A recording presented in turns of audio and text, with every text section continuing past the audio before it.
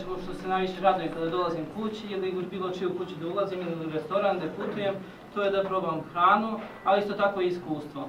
Tako da ovdje će biti spoja i hrane, i iskustva, znanja, teorija, ali i svega drugog primjenjenog u praksi. Moje ime je Miroslav Milošević, ja sam član Udruženja Mladi za turizam i koorganizator ovog seminara.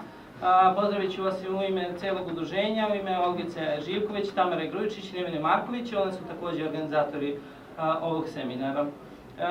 Gastronomija Srbije kao u funkciji turističkog proizvoda sigurno je tema kojom možemo se bavimo u buduće, tako da cijel ciklus predavanja se zove Okusi Srbiju i u okviru ovog, tako kažem, zvaničnog naziva seminara Okusi Srbiju imat ćemo više termina kada ćemo organizovati različita predavanja vezano za taj naziv Okusi Srbiju. Dakle, tu će biti i hrane, i iskustva i nekih drugih stvari koje mogu da se uključe u gastronomiju i da se turistički valorizuju.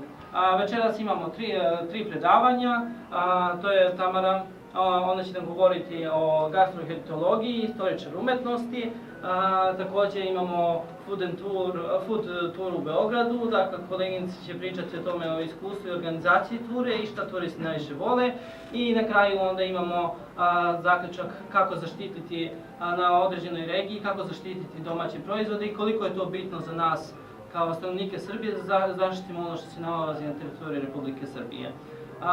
Svi volimo hranu, tako da posle predavanja drugi deo nastavljamo u restoranu Tajni Začin. Dakle, kada završimo ovde, idemo svi zajedno do restorana Tajni Začin. Najbitniju ulogu večeras, tu je kolega Željko moderator za mene, da mene zameni, pošto i mene izdaje glas, tako da on će biti moderator i vodit će cijelo predavanje. Agenda je prisutna, tako da trudit ćemo se poboljšati agendu, ali unaprijed izvinjavam se još jednom zbog ovih 20 minuta zakašnjenja. Hvala svima puno. Hvala. Mene ako bi glas izdao ne bi bio to što jesam. Ja vas još jednom pozdravljam u ime Mladih za turizam, u moje lično ime i želim vam lep provod i naravno nešto da svi naučite, kao što ću ja sigurno učiti uz naše divne predavače.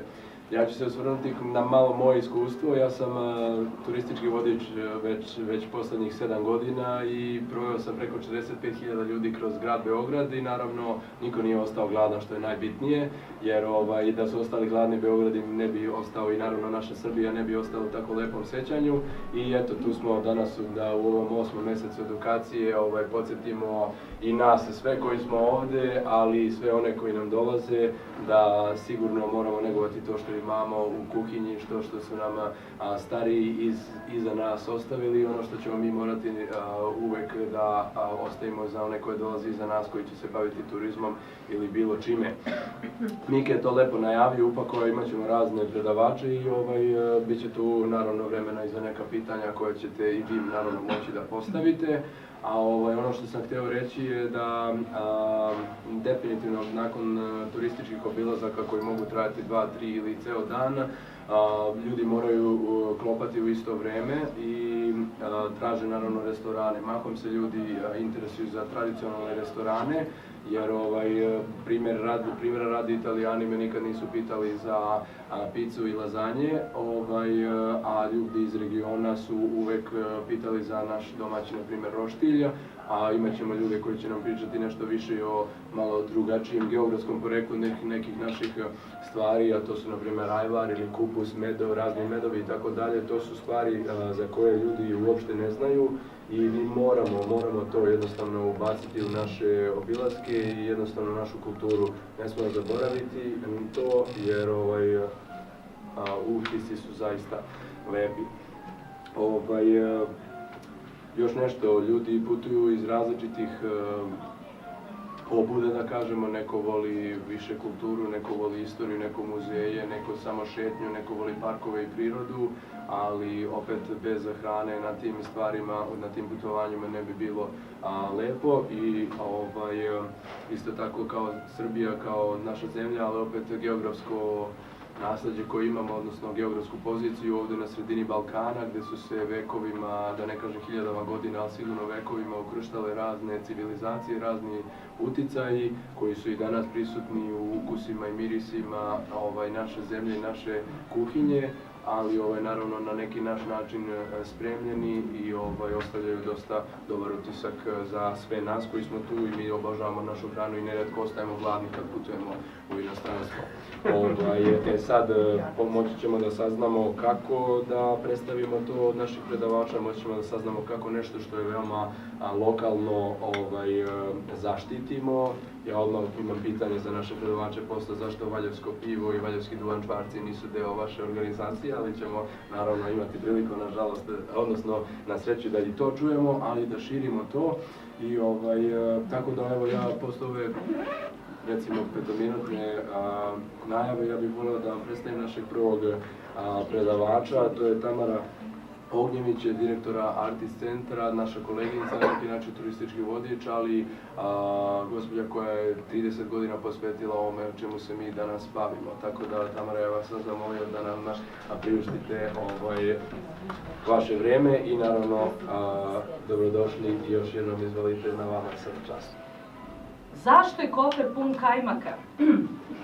Dobro pitanje. Kofer je pun kajmaka upravo zbog načina na koji plasiramo gastronomski turistički proizvod na našem tržištu, jer gde god pođem i gde god se okrenem, ja se sretnem sa kajmakom.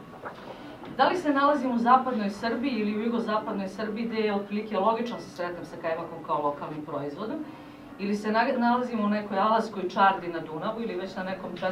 ili 5. mestu, mi smo nekako tu nekakvu ideju o tome kako plasirati gastronomiju, kako poslužiti tog inostranog gosta, spakovali u neku vrstu, rekla bih, jednog koferčeta prve pomoći, po principu šta je najkarakterističnije za Srbiju. Aha, ajvar, kajmak, pršuta i još nekoliko proizvoda i odjedanput imamo tu unisonu sliku gde se u skoro 85% situacija po mom terenskom istraživanju, a moram da naglasim, upravljanje gastronomskim nasleđem je moja doktorska teza, dakle po hipotetički dobro sam obaveštena, ali po nekim eksperimentalnim programama koje smo pokušali da plasiramo kao centar u pre svega kulturnom turizmu, jer kao što znate, a pretpostavljam da velika većina među vama su turizmolozi, znači kulturni turizam je jedan pojam koji generiše u svom okrilju različite ove podgrane, subgrane u koji dolazi i gastroturizam i kreativni turizam i svašta nešto. Elem, krećući se i srećući se upravo sa ovim fenomenom koji je najčešće u našoj restoranskoj ponudi, kod jednog velikog broja restorana koji vole da stave u jelovnik nacionalna kuhinja, šta god taj prefiks nacionalna značila. Kad se igrate rečima, molim vas, razmišljajte o njihovom značenju, što bi rekli stari Latini nomen est omen, reč je simbol, i da živimo u 15. veku, duboko biste verovali kad se uhvatite za neki konkretan pojam da on ima i određene magijske kvalitete, dakle može da vas pomiluje, a može i da vas gurne preko zida. Stoga, pre nego što uopšte krenemo ka tome šta smo sve radili, ja volim da vam postavim pitanje šta je to gastronomija. Imate li odgovor na pitanje šta je gastronomija? Razlikuje li se pojam gastronomije od ishrane, kulture ishrane, hrane, prehrambenih navika? Šta mislite? Znam da pitanje nije lako. Ja sam pre 2 godine dobila domaći zadatak da za enciklopediju Matice Srpske dam razrešenja na ova pitanja. Okrenula sam 101 rečnik, uključujući velike gastronomske rečnike širom sveta, i nigde zapravo nisam našla zadovoljavajući odgovor. Jer od kulture do kulture percepcija gastronomije je različita. Čovek koji je prvi put upotrebio pojam gastronomija 1801. godine nije bio stručnjak, nije bio ekspert, bio je jedan gospodin koji se zove Beršo, koji je voleo da pravi duhovite pesmice. U jednoj njegovoj takvoj duhovitoj pesmici, koja je ismejala onovremenu francusku buržuaziju, prvi put se pojavljuje pojam gastronomije. Gastronomiji generički vuče poreklo iz grčkog jezika od 2 pojma gastro i nomos, zakon stomaka. To možemo se lepo prilepimo na ono što smo malo čas analizirali, dakle prema statistici, izveštaju, posljednjem izveštaju Svetske turističke organizacije, samo 4% svih putnika na planeti putuje iz razloga da bi probalo neke nove prehrambene modele, obrazce, gastronomije i tako dalje. Kad kažete 4%, a šta je sa onih 96%? Uvek se setite ne zato što sam ja inače dobar motivacioni govornik i zato što volim da ohrabrim ljude da probaju svašta, već zato što je to činjenica da svih 100% putnika koji putuju u ovom trenutku diljem kugle zemaljske, bez obzira šta je bio motiv njihovog putovanja, moraju jesti. Dakle, na 100% planu vam se otvara mogućnost da plasirate proizvod. Ne da stimulišete ljude, osim ako ne komunicirate sa klubovima foodija, kao što smo mi u Artist centru imali sreću da nam se tako podele karte neke 2014. i 2015. kad smo testirali gurmanske priče Srbije, pa vam zaista dolazi grupa ljudi sa isključivim ciljem da ne samo jede lokalno, već i kuva lokalno, što je dodatni izazov u celoj priči, kao što znate, već na sve to treba da se silno pomučite, da im dodate i ove druge kulturne i različite slojeve koje obično prepoznajemo kao turizam i kao motivaciju za putovanje. Dakle, imate 100% turističke populacije na raspolaganju da je hranite. Kako ćete to uraditi? To je sad onaj deo priče zbog koga sam ja rekla da kada su Mladi za turizam me pozvali da dođem ovamo i da se malo večeras sa vama družim. Gastronomija, generalno, prema mom ličnom shvatanju, nakon svih pročitanih izvora, nije samo jelo u tanjiru, način na koji je ono pripremljeno, već pre svega odnos koji mi imamo prema tom sadržaju. Da biste oblikovali gastronomiju, nije dovoljno samo da kažete, znate, to je naš čuveni svadbarski kupus, kupus stiže iz Futoga, lonci stižu iz Lakuse, najbolje možda otići da se jede u Mrčajevce, tu izazovete lokalni rat, jer vam oni iz Lakuse nikad neće dozvoliti da Mrčajevci bolje kuvaju kupus nego oni, to prosto nije logično, i tako dalje, i tako dalje. Ali to nije dovoljno da biste generisali i dobili čitavu sliku o gastronomiji. Gastronomija je i način kako se te namirnice proizvode. Gastronomija je i ono vreme kada se pravi svinjokolj i suši meso. Gastronomija su i događaj vezani interni u okviru jedne porodice ili jedne zajednice za tu priču. Gastronomija je i posuđe iz koga se to servira i način na koji se jede i moment u kome se jede. Čim u ime kaže svadbarski kupus, iako ga mi danas služimo na sve strane, na svim mogućim punktovima, de facto su određeni obredi vezani za to. Dakle, šta hoću da vam kažem? Gastronomija je jedan vrlo kompleksan, vrlo složen problem i kada se upotrebi, kada vi kažete gastronomska ponuda, vaša ponuda zaista mora da bude naoštrena i nazubljena sa svih strana, pa i kad zatvorite celu ovu konstrukciju, hrana u tanjiru, čak i najlepšem, najfinijem, 1 na 1 u odnosu na praksu za koju verujemo da su to recimo radili naši preci, ako radimo neku istorijsku rekonstrukciju gastronomsku, nije ništa kao supa bez soli, ako je ne prati određeni narativ. Hrana bez priče je samo hrana. Zašto se okupljamo za stolom? Da bismo razgovarali. Zašto nas iz nekih ovih malo starijih generacija boli činjenica nestanka nedeljnog ručka i određenih obrazaca? Jer za stolom, to su naši preci, recimo, pogotovo u neka mnogo ranija vremena kad su ljudi bili religiozniji nego mi danas odlično znali, za stolom vi ne hranite samo telo, hranite i dušu. I vaš putnik, namernik, gost, bio toga svestan ili ne, dolazi da nahranite i njegovu dušu.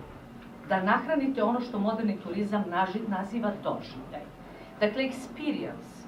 Dragi moji, to je hranjenje vitalne snage u čoveku, to je njegov motiv za putovanje. Jer zašto putujemo?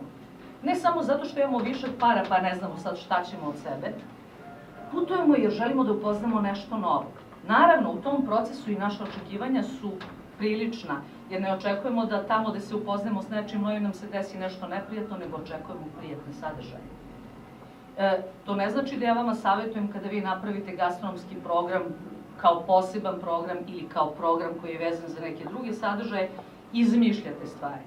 Verujte mi, posle skoro 10 godina istraživanja ove oblasti moram da vam kažem da nema potrebe da izmišljate. Nije vam mašta dorasla šta sve unutra ima. Kakvih priča ima, kakvih simbola ima, kakvih verovanja ima. Čak i kod starijih naših sugrađana ta verovanja su ostala negde na onom što bi rekao Jung arhetipskom nivou. Imaju oni ideju da se nešto valja ili ne valja raditi. Ilustracije radi, malo čas sam videla jednu lepu trudnicu. Odmah bi joj sašili 15 stvari. Zašto me treba da jede mesto od zeca? Danas u jednom delu Srbije bi rekli da se dete ne rodi sa zečijom usnom. U srednjem veku bi joj rekli, ako je sigurna da nosi pod srcem muško čedo, ne treba da jede zeca, da joj dete ne bi bilo kukavica. Hrana kroz vekove ima svoje simbole, ima svoje tabue i svoja prenesena značenja. I vi nemate pojma šta se dogodi kad ja odvedem ljude u Sremske Karlovce, odvedem ih u muzej Gea Kuglofa, ispričaj mi šta je u stvari Kuglof. Kakav je to zaboravljeni magijski ritual jedenja neprijatelja. Kako ćete najlepše, a zavirite malo u zlatnu granu i antropologiju, kako ćete najlepše savladati protivnika? Tako što ćete ga pojesti. Napravit ćete od testa simbolični neki deo njega, dodat ćete malo šećera, ono što vaš protivnik u praksi nema, da vam bude slađe, da ga pojedete s apetitom. I u našem narodu ima jedan izraz, smazo ga je s apetitom. Mnogi pojmovi, mnoge stvari, pa samim tim i kompleksno polje gastronomije, koje je vrlo izazovno i može da inkorporira sijaset stvari. Začudili biste se šta može da napravi jedno jedino jelo, jedna pogačica, jedna vrsta na oko nama danas koji pune su nam oči, mi smo gastrocentrično društvo, zasipa sa svih strana, od 24 Kitchen pa nadalje. Vrlo često postavim ljudima pitanje, dobro, je li kuva neko po ovim televizijskim receptima i svim ostalim stvarima? Velika većina ljudi kaže, ne, ali lepo je za gledanje. A zašto je lepo za gledanje? Šta mislite? To je onaj okidač koji vi pritiskate kod vaših potencijalnih klijenata. Naime, prema naučnim nalazima, čovekov mozak je u poslednjih nekoliko hiljada godina evoluirao na svim nivoima. U čovekovom mozgu postoji samo jedan mali segment koji nije makao od praiskona civilizacije. U tom malom segmentu koji nije makao od praiskona civilizacije se nalaze 3 okidača. Seks, strah i glad. Svaki put kada stimulativno na odgovarajući način, kroz priču, pritisnete ta 3 okidača, vi imate efekat po Pavlovu. Čovjek je erotizovan, čovjek je gladan i čoveka ste uplašili. Vodite računa da ljude ne plašite, trudite se da budu gladni, ako se bavite gastronomijom, ako se bavite nekim drugim stvarima. Šta da vam kažem? I to nikog nije ubilo. Do sada, sad da smo u nekom periodu renesanse, znate, rekli bi vam da te dve stvari, kada su pogotovo afrodizijaci u pitanju, jedna bez drugih ne idu, iz jednog prostog razloga što u neka davna vremena ljudi su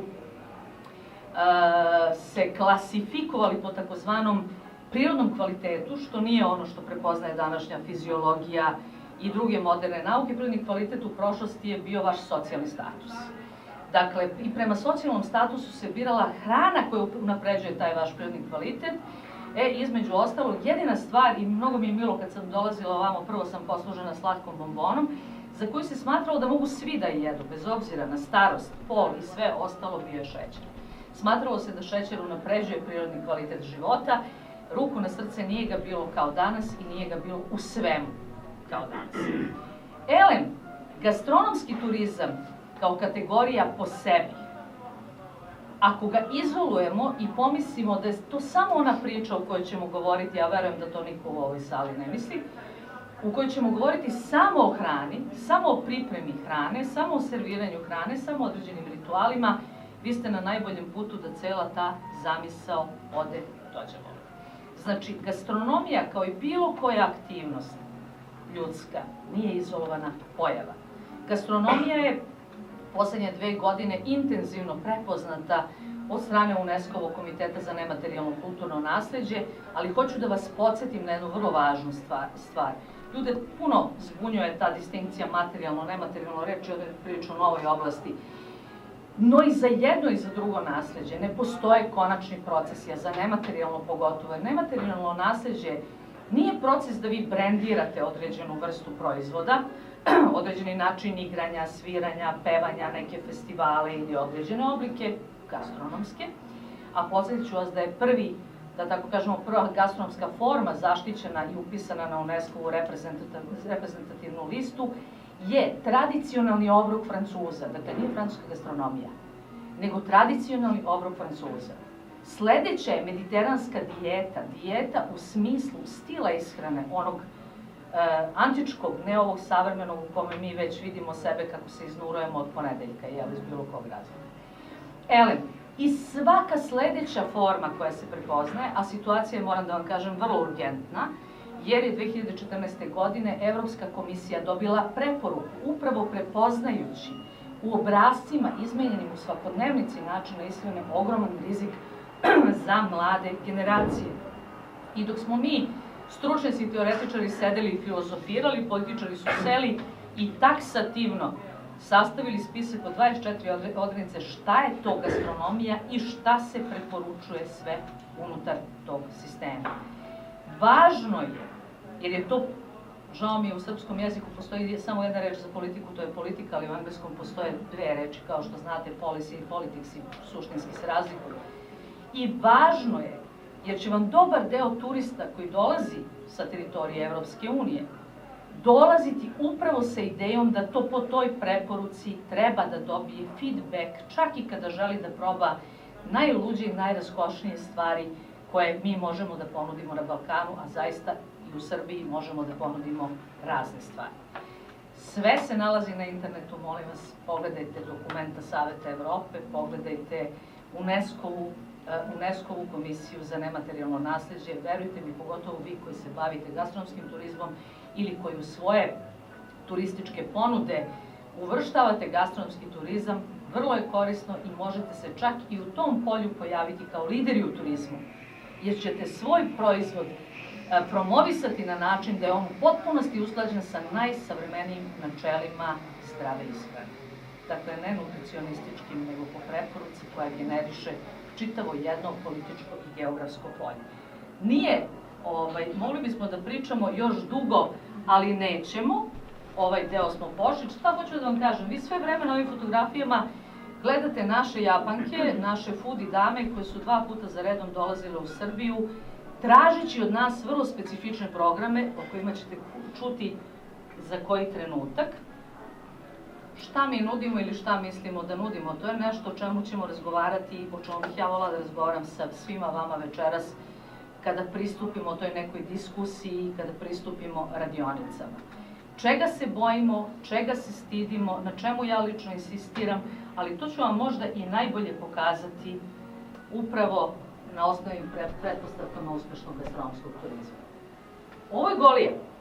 Ovaj deo se zove Rimsko groblje, nalazi se iznad jednog malog sela koje se zove Trnova i vi naravno prepoznajete nešto što se u fancy rečniku naziva outdoor cooking, jeli kuvanje napolju.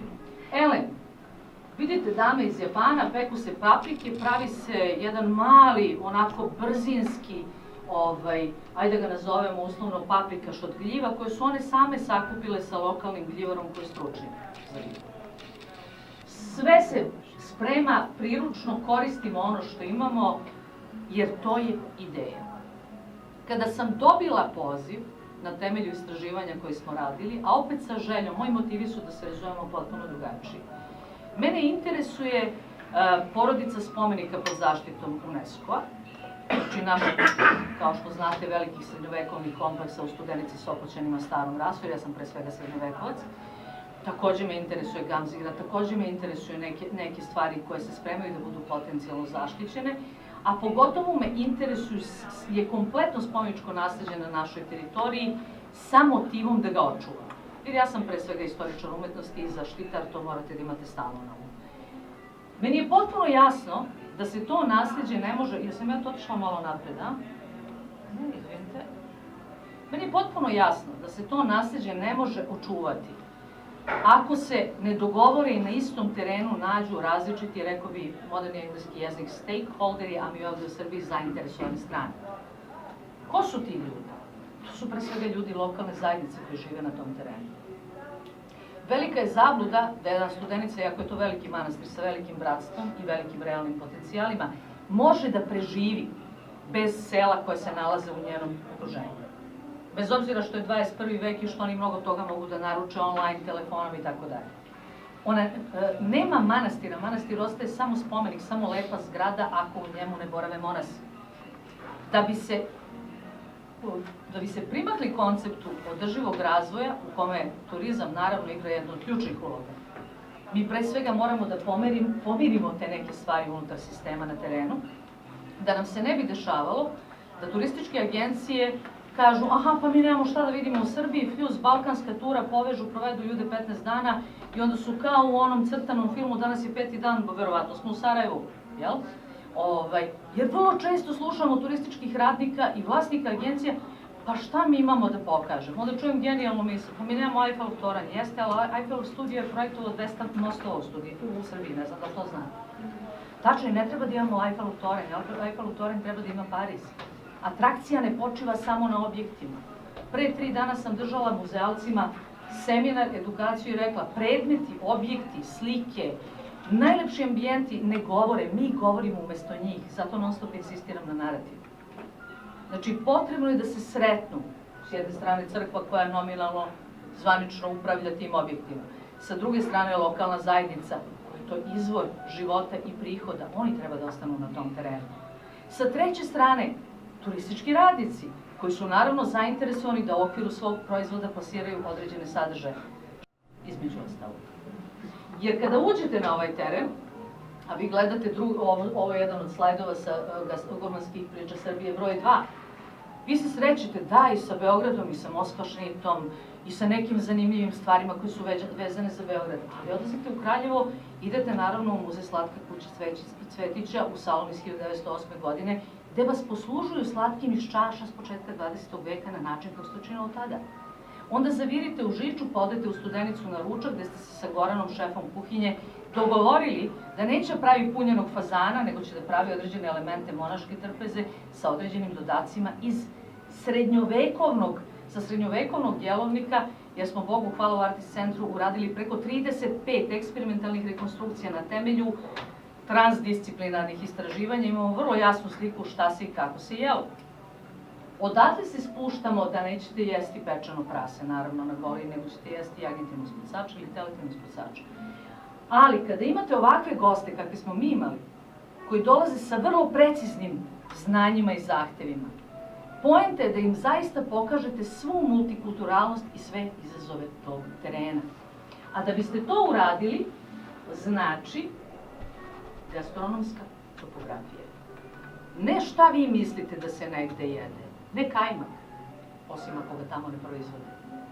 Znači, nego siđete na teren, uradite sondiranje, konsultujete stručnjaka, potražite izvore i onda kreirate program. Druga strana, naravno, autentični narativi, bit će ih usput koliko god hoćete. Naše iskustvo je da su se ljudi, evo do kolega mojih Italijana, istoričara umetnosti koji su prvi put u septembru bili u Srbiji, da im je najlepše bilo. Nekad su bili u najskupljim luksuznim hotelima, toga ima svuda po svetu. Nekad su sedeli u vrlo skupim restoranima, mada ih ima naravno u Beogradu i širom Srbije koje treba pokazati. Znači, već onaj trenutak gde su se sreli sa nama, običnim ljudima. Onda nestaje, kao što sam se šalila s organizatorima, sklonite sto, stvorit ćete utisak publici da između nas postoji barijera. Onda nestaje barijera, onda turista nije više turista, on je putnik, on je čovek kome se nešto sjajno dešava, koji ima svoj lični doživljaj čega god. I,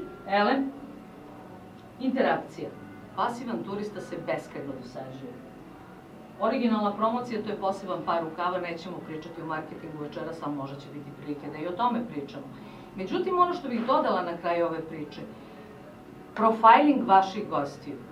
Moj stepen preskravljenosti kad sam čula da mi dolaze Japanke, to je totalni kulturni clash, sudar svetova, različitih navika, različite percepcije. Što bi rekao Woody Allen u jednom sjajnom tekstu koji je napisao svojevremeno za New York Times pod naslovom Tako je jeo Zaratustra, pa ako pođete od Kantovog koncepta da pred braću svoju treba izneti svakome po isti komad toga i toga, upitajte se da li brat vaš do vas, da li mu se možda ne jede avokado, a? Znači, moramo znati određene kulturne navike. Ne možemo startno iz srca ići s tim, mi tako jedemo, ljudima što sigurno se dopadne. Znači, ja znam kad mi dolaze Italijani, pogotovo ove moje kolege, oni uvek vole malo, daj mi malkice salate, pa malo ovoga, pa parčence mesa, nemoj preterivati sa ovim, nemoj preterivati sa onim. Hranite ih pre svega svojim gostoprimstvom, gostoljubljem, pokazivanjem da vam je milo što su oni tu. Ne hranite ih prepunjenim tanjirima. Ne vršite jedini autentični srpski teroristički čin, a to je teror hranom i pićem. Znači, mora da postoji mera, morate da date gostu prostora da on kaže da. Ove naše Japančice, one jedu kao tičice. Ali, kako su im se neke stvari de facto dopale, kako smo im dali, pogotovo na ovim terenima, a naša zemlja je, hvala Bogu, puna interkulturalnosti i raznolikosti, one su pravile mantije u jednoj novopazarskoj, uglednoj, staroj porodici koja je tu već praktično 300 godina. Kuvale su na polju, probale su raznorazne zanimljive stvari. Prvi slajd kojim ste možda zapazili, niste zapazili, u jednom malom seoskom domaćinstvu koji ima 300 ovaca su pravile kajmak, jer su htjeli da znaju zašto je lep taj kajmak toliko i kako to izgleda. Njihove radosti kad su se one srele sa 200 i kusur ovaca koje pasu pod ručnom na ovakvoj strani, ja to ne mogu da vam opišem.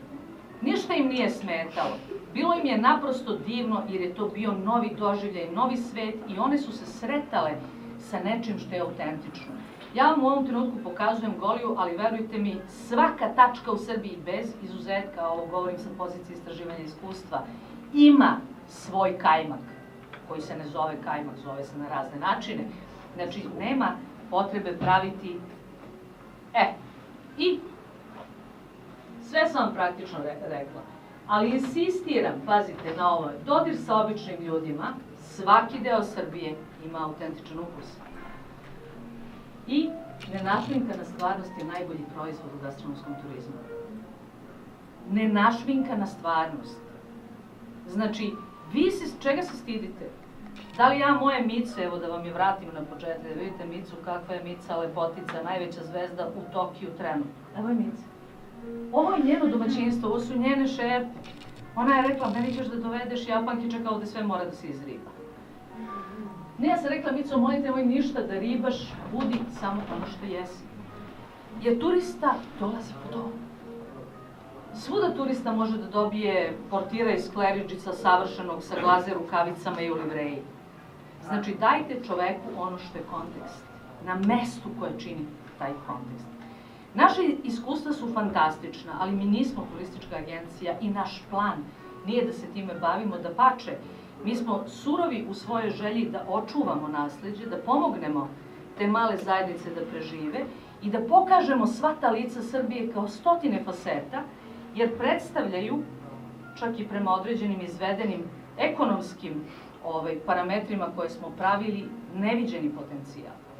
Otuda mi je silno drago što vidim ovde mnogo mladih lica. Da biste nešto voleli, potrebno je da to poznajete. Još više ćete ga voleti kada vidite koliko je nesavršeno.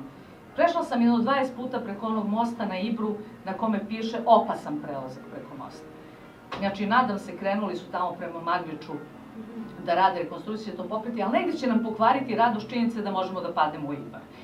Znači, pretvorite, to je zaista, to je već drugi, komunikacijski nivo. Pretvorite čak i ono što, zbog čega se pomalo stidite ili osjećate nelagodu u prednost. Jer nemate mnogo opcija, nemamo rezervnu zemlju, a ja volim što nemamo rezervnu zemlju jer ova zemlja je izvanredna. Sve što treba da uradimo da je upoznamo, a verujte mi, daće vam ideje ona sama.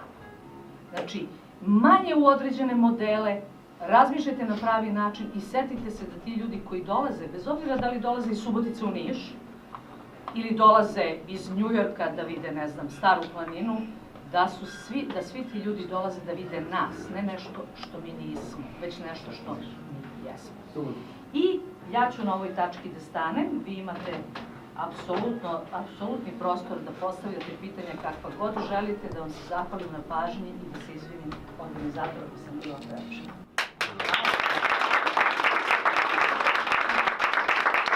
Kući dolaze, znači, Kinezi, Japanci, Turci i Nemci. Zove Tamaru. Može.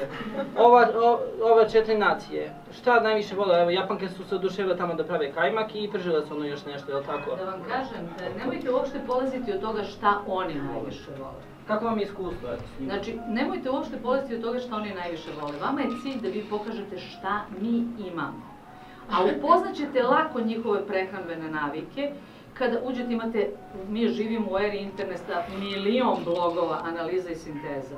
Kucajte po ključnim rečima ako već niste boravili na tim terenima. Japanci vole da jedu tiho i polako i bez gužve.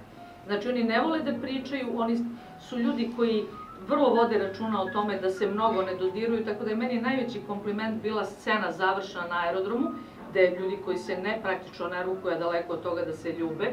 U momentu kad sam ja mahnula, jedna od njih iz grupe se okrenula, pritrčala, zagrlila me ovako i rekla kako ću ja posle ovoga da se vratim u dom. Znači, ne razmišljajte o tome šta oni žele i vole da jedu. Ja uvek pošaljam upitnik, ovo seminar smo pravili, da li ima nekih posebnih zahteva kada je hrana u pitanju? To svakako uradi. Jer može biti ljudi koji imaju zdravstveni problem, koji su nešto alergični i tako dalje. Religiju. Taj religiozni aspekt, moram da kažem, ja sam imala prilike da komuniciram sa jednim brojem Turaka uz dužno poštovanje. Neke stvari ne razumem, ali u redu, kulturne razlike postoje zato da ne moramo sve da razumemo. No, pitate, znači šta ne jedete? A onda kažete, kao meni moji domaćini iz Evropskog instituta za gastronomiju u Turu pre mesec dana, sleže profesor Loic Bienasira menima i kaže ja se stvarno izvinjam ako ovde neko ne jede meso, ali mi u Francuskoj ne umemo da napravimo obrok bez mesa. Znači, vi želite da pokažete svoj gastronomski identitet u odnosu na lokalitet, na ono što želite da poručite, a proverite samo da li vaši gosti preferiraju, ko ja sa mojim Italijanima, da im se salata posluži malo ranije, da li vole, to se često dešava, Japanci ne vole da piju tokom jela, znači oni obično piju ili pre jela ili posle jela. Italijani obožavaju da piju kao i Francuzi sve vreme dok traje obrok, znači to su neke finese, ali verujte, to se rešava u hodu. Znači to se rešava u hodu. Dakle, ne pitate vi gosta šta on voli da jede, vi mu kažete, molim vas da dođeš kod mene na klopu. A šta bude za stolom podelit ćemo, ali ispoštujte taj minimum. Znači, ne dominira vaša želja, njegova želja, nego vaša ponuda. I plus sasvim malo poštovanje njegovih, znači, prehrambenih navika. I samo da dodam na to, još, evo, ovdje neke kolege su bile kod mene, mi smo taj dan klali svinju. Znači, a kod nas je bio jedan Austrijanac koji se šokirao tim što ćemo mi da podedimo njemu svinju, koju on vidi da smo mi zaklali, kako mi to radimo ceo dan sa nama i uveče mu je servirana. Znači, to je taj doživljaj koji on ne može da zaboravi. Uvek smo, kad smo kasnije komunicirali, uvek je pričao o tome da smo mi klali svinju, a ne kako je on uveče to probao. Ali je zauvek zapamtio taj dan i taj događaj. Da li je na njega ostavio traumatski utisak klanje svinje ili on misli da u Austriji dobija šnicle od nezaklane svinje? Evo, može neko pitanje iz interesa modu da... Ne, da vam prosto. Kažite. Ne, znam se sa većinom, također organizator. Ja bih samo postavila pitanje gledanje iz drugog ugla. Kako vi mislite da nas stranci doživljavaju po pitanju gastronomije? Onako kako im se predstavi. Ne postoji distinkcija domaći stranci, postoji uvek individualni odnos čovek-čovek. Znači, mi volimo da vodimo stvari pod generičkim imenima. Nemci, Francuzi, lakše operišemo na globalnom nivou, tako. Ja sam namerno malo čas rekla profesor Bienansi, ovamo ću reći moja Hiroki iz Kyota ili neko treće ime. Strašno je važno, u turizmu je najteže raditi sa inkoherentnim grupama, to znate i sami. Ali uvek, to je sad već deo vodičke prakse, ali to je jedna druga vrsta priče, ali nije manje važno. Jako je važno za ove stvari, ja verujem da ćemo to slušati od koleginica u sledećem turnusu predavanja, jako je važan taj vodički deo priče i jako je važno šta želite da im kažete. Ja obično kada radim program imam samo jednu ideju. Ovo je moja zemlja, ona je najlepša na svetu, izvolite se upoznati sa njom. To je moja poruka. Moram sad da se nadovežem na jedno, meni, bar to je bilo jako neprijatno iskustvo, naime grupa je vođena kroz, pa da kažem, najznačajnije turističke tačke Slovenije. Imali su, to nam je bio dan posvećen Ljubljani, obilazili smo tamo mama, imali su dovoljno slobodnog vremena i kasnije kada se kod Majog mosta okupila grupa i krenuli smo nazad, par njih, inače Slovenci, zaustavili su me i pitali, a izvinite, ste vi iz Srbije? I sad ja sam onako naropala straka, da, mi smo naši Srbi, pa prepoznali smo vas jer ste eto bili upotrebili su oni specifični izraz, u smislu bahati, jednostavno tako se ponašaju, sve je bio koncept kako se ponašati za stolom, poznali smo vas odakle ste. Jednostavno, da li možda znate kako nas doživljavaju, recimo, Portugalci, Francuzi, Italijani, Grci, drugačije, to imaju Rusi, drugačije. Nemaju generičke slike. U komunikaciji ljudskoj će uvek postojati prijatna i neprijatna iskustva. Pogotovo na Balkanu, u jednoj zoni koja je odvajkada konfliktna, znate. I kada bismo ulazili u svaki deo priče koji nam obara taj neki naš tonus. Moram da vam kažem, ja dosta putujem, ali ljudi negde u Evropi se sete, pošto je već prošlo dosta vremena, aha, 99. Pa se onda sete, aha, Kosovo. Ja jednostavno ne reagujem na to. Jer bih volila da odgovorim Špancu, aha, Katalonija. I šta smo onda dobili? Dobili smo konflikt na 7 nivoa. Ne. Ja kažem, i kada dođemo, za mene je interesantno bilo, pogotovo zato ističem ovo septembarsko iskustvo, jer kolege iz jedne od najvećih asocijacija istoričara umetnosti u Italiji imaju posebne te viaggio della cultura, znači i putuju već skoro 20 godina. Kad su sleteli u Beograd, a većina njih dolazi sa teritorije čitave Italije, Milano, Rim, Dženova, dole jug, sve su to uglavnom istoričari umetnosti, konzervatori, profesori, dakle obrazovani ljudi i ljudi određene životne dobe. Njihov glavni vodič, profesor Raffaele Cašaro, kaže, evo nas, konačno smo tu. Da li se sećate, dragi moji, naše prvo putovanje, trebali smo da obiđemo, ne znam, trebali su da idu za Portugal i da polete sa juga Italije. Tog jutra mi smo vraćeni, jer su svi avioni bili, svi aerodromi bili zatvoreni zbog vojne intervencije na Srbiju. Meni se već obe obrve. I kaže, konačno, 18-19 godina kasnije, mi smo u toj zemlji na kojoj smo bili ljuti zato što nismo mogli da realizujemo svoje prvo putovanje. Kako se završava 7 dana kasnije ta priča? A rastavili smo i svih pravaca, sve moguće opcije, zašto ne ovo, zašto ne ono. Na kraju su rekli, i zaista će se vratiti sledeće godine, vi ste, Tamara, potpuno u pravu, mi stvarno moramo da vidimo spomenike Kosova, jer nemamo celu sliku srednjeg veka, tu nam se kida. Prvi put su dobili jasnu sliku. Ušli su uz njihovo posljednje vođenje Narodni muzej u Beogradu, koleginica Kustoskinja, inače briljantan istoričar umetnosti, ja znate, čovjek priča, pa mu proleti neka greška i u momentu kaže, ali znate, kaže, rekla je do momentu Milutin otac Dragutinov.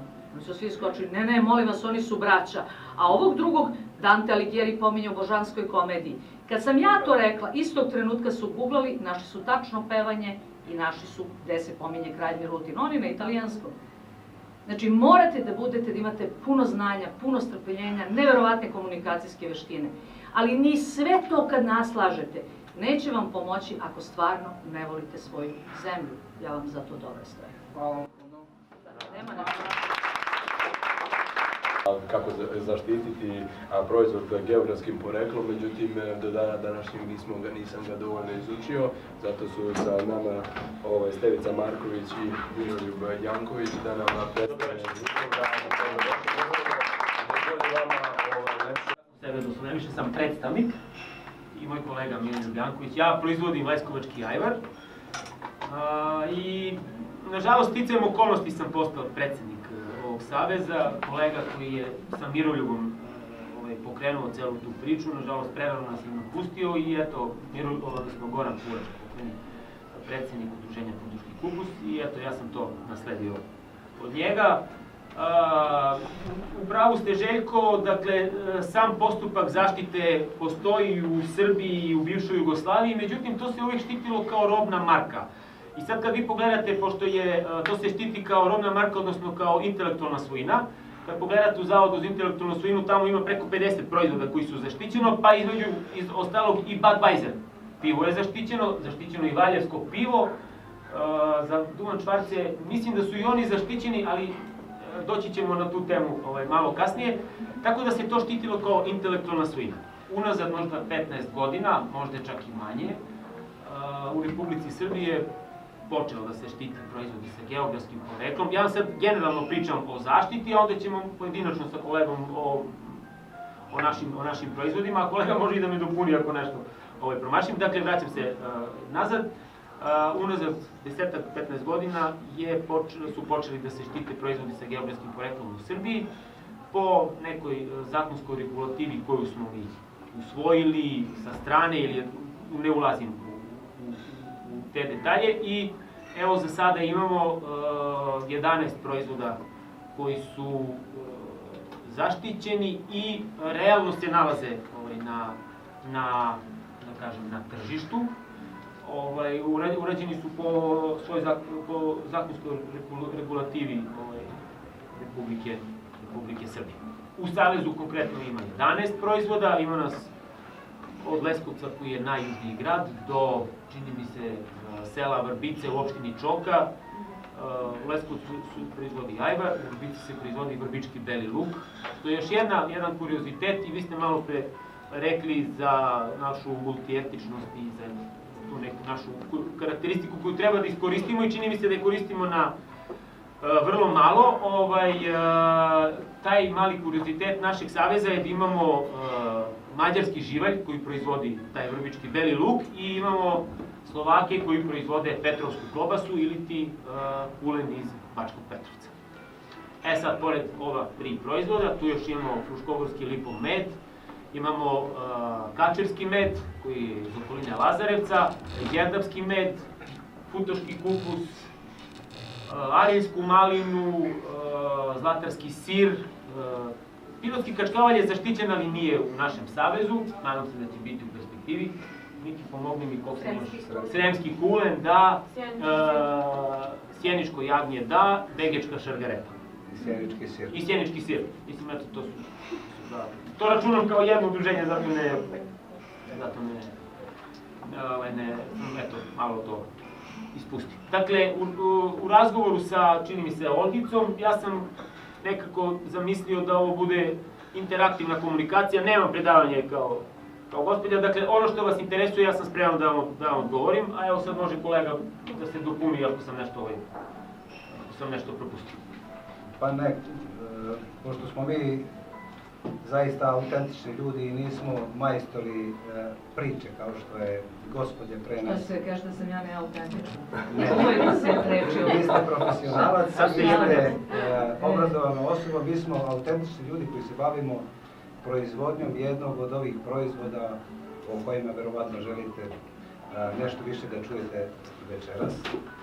I ono što je nas iniciralo da se bavimo time jeste vrednost tih proizvoda. Pre svega, ne samo vrednost kao gastronomskog proizvoda, nego vrednost kako je on kroz vreme stvaran kao proizvod, to jest taj proizvod su utkani i znaje ljudi sa tog terena kroz vremenski tok, kroz istoriju, duhovne vrednosti tih ljudi koji su tamo živjeli i verovatno i prirodni uslovi, to jest zemljište, mikroklima i tako dalje i tako dalje. Verovatno je bilo i drugih uticaja, ali po mom mišljenju ti uticaji su možda bili u tom smislu da su na neki način oblikovali ili malo dodavali nešto što je možda iz nekih drugih kultura, ali suštinski ti proizvodi koje mi želimo da okupimo jesu kultura jednog prostora, jednog podneblja, život kroz vekove i tradicija, što je najbitnije. A naša ideja je kroz zaštitu sa ovim vidom geografskog porekla, da te proizvode zaista sačuvamo, da identitet tog prostora ili naš identitet ili našu prošlost, to jest da kroz te proizvode saznamo ko smo mi, šta smo mi i kako su ti proizvodi uticali na naše pretke. A naravno, odgovor koji dobit ćemo i kako će uticati na našu sadašnjost i na našu budućnost. Ono što ja kao proizvođač futuškog kupusa mogu vama da ovdje kao mladim ljudima kažem, jeste da je to izuzetan proizvod, da je to lek, da je to biljka koja sigurno u futugu traje 1000 godina, da ima bezbroj dokaza ovih i onih koji na to upućuju, mada mi smeta mnogo što se o tome mnogo ne govori, mnogo se ne zna i mnogo se oko toga krije. Ali nebitno, ja mogu i da razumem nešto što je zvanično, pa to zvanično mora da se poštuje i tako dalje i tako dalje. Dakle, to je biljka koja je lek, koja je bila filozofija života sigurno, po dokumentima koje imam, 500 godina unazad, gdje je ta kultura uticala na privredni razvoj, kulturni razvoj mesta koje neki historičari tvrde da je starije od 2000 godina. Po nekim nalazima koji su u skorije vreme. Tako isto i Leskovački ajvar sigurno ima u svom opisu nešto što je slično Futoškom kupusu. Tako ima i Sremski kulen, tako ima i Fruškogorski lipov med. Nemojte zaboraviti da je, recimo, u stara vremena na ovom prostoru glavno piće bilo medovina ili zobaja.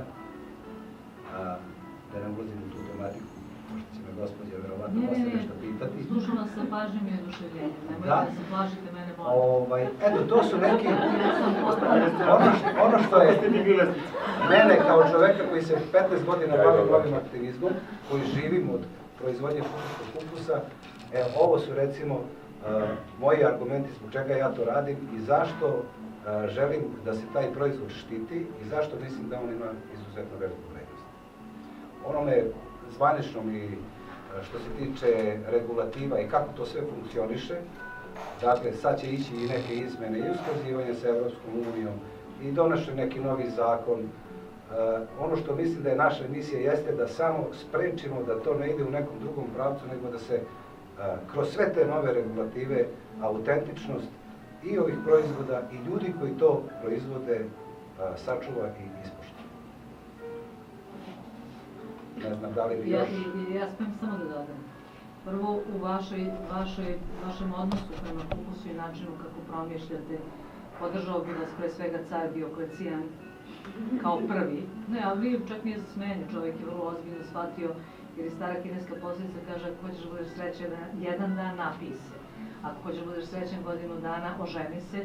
Ako hoćeš da budeš srećan celog života, gaj biljke.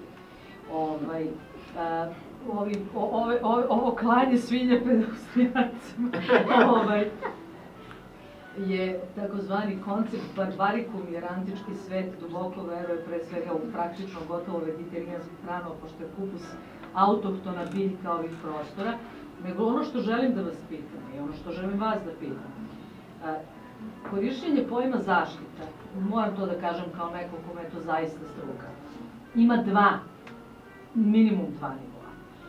Malo čas ste rekli, ja sam to vrlo zapisala jer je to meni zanimljivo, zato što su to pretpostavke za dobrim upravljanjem nasleđem, što može pomoći svima nama u ovom prostoru i vama kao ljudima koji ste fokusirani na proizvodnju određenih autentičnih prehrambenih proizvoda, vrsta, čitavih koncepata, a i kolegama koji se bave turizmom. Kupus nije samo glavica koja božanstveno izgleda i koju, ja sam veliki fan futoškog kupusa, tako da nema tu ni najmanje dilema. Geografsko poreklo je jedan nivo zaštite i to je ovo što ide preko, kako se zove ta? Zavod za zaštitu intelektualnu svojinu. Koji je šta lajde, mislim. Te sinapse, ali to nema veze sa vama, to ima veze sa načinom kako država uređuje stvar. Međutim, za kupus se vezuje, ja sam namerno uzela kupus jer vam je to najbliže, znači se time bavite. Znači, čitava jedna procedura, od načina kako se on sadi, do načina kako se gaji, do načina kako se bere, kako se konzumira, šta se dešava u Futogu tih dana, koliko ljudi u Futogu se time bavi, znači to je čitav jedan obrazac, čitava jedna praksa u čijem centru je kupus. Izvinite, ali to je nematerijalno kulturno nasleđe. I ja moram da pitam, obzirom da je ova zemlja ratifikovala 2010. konvenciju o nematerijalnom kulturnom nasleđu i da je umeđu vremenu, malo čas ste pomenuli Pirotski kačkavalj, jedan od elemenata koji je upisan na tu nacionalnu listu, da li ste ikada imali kontakt sa Nacionalnim komitetom za nematerijalno kulturno nasleđe? Ne. Ako niste, ja ću da uradim sve što je u mojoj nemoći da vidim. Zato što je to jedan od dobrih načina da se ove prakse o kojima govorimo sada, koje original Srbija nesumnjivo prepoznaje, znači da se i u praksi verifikuju, dokumentuju i zaštite upisivanjem na reprezentativnu listu nacionalnog nematerijalnog nasleđa, što je mnogo šire polje od zaštite intelektualne svojine. Znači i da se na taj način, čak i u slučaju prihvatanja nekih nedovoljno za nas dobrih, mada sve hoću da verujem da se to neće desiti, preporuka Evropske unije, vi praktično ste u tom korpusu onda zaštićeni, ta pravila igre za vas ne važe. Izvinite, morala sam da uskočim, a nadam se da se ni kolege ne ljute. Evo, ako mogu da kaži. komentarišem vaše, ja se potpuno slažem s vama.